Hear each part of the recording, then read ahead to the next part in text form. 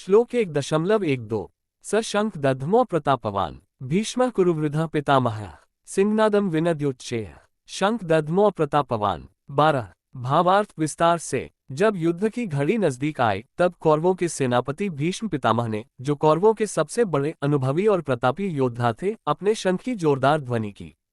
उनकी शंख ध्वनि ऐसी थी मानो जंगल में शेर दहाड़ रहा हो।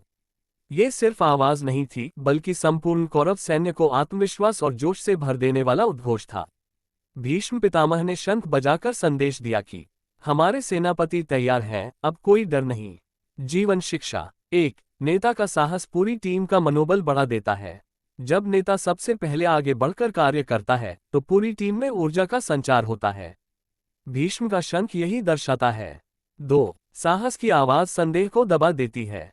शंख की गूंज सिर्फ कानों को नहीं, मन और आत्मा को भी प्रभावित करती है।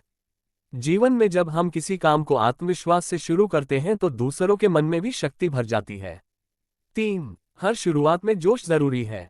अगर शुरुआत डर से होगी तो परिणाम कमजोर होगा, लेकिन अगर शुरुआत जोश और आत्मविश्वास से होगी तो आधी जीत पहले ही तय हो जाती है। प्रेरणादायक उदाहरण। मान लीजिए आप परीक्षा की तैयारी कर रहे हैं। अगर आप शुरुआत ही इस सोच से करें कि मुझसे नहीं होगा, तो पढ़ाई का असर भी कम होगा।